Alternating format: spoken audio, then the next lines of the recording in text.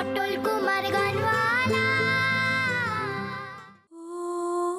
পাচ্ছি মা, তোমার কাপড় থেকে তোমার গন্ধ পাচ্ছি আমি। এই তো তুমি আমার কাছেই আছো।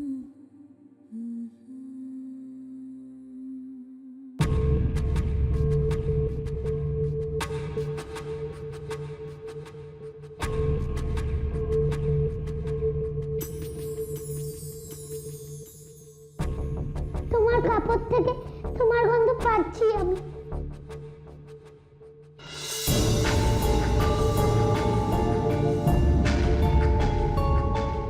তা হ্যাঁ রে পটল, তুই দর খুলবি নি তো? হ্যাঁ,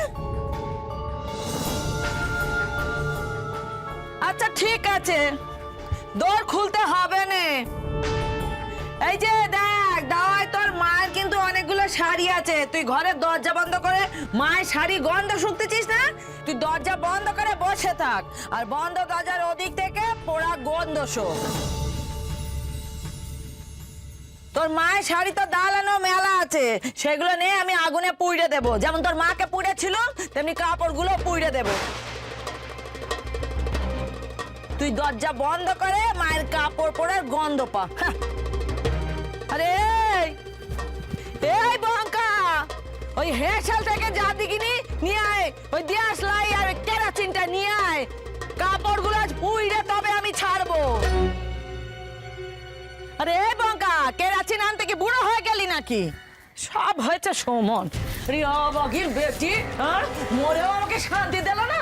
মেয়েটাও হয়েছে তেমন, গোয়ার গোয়ার, ময়ের মতো গোয়ার।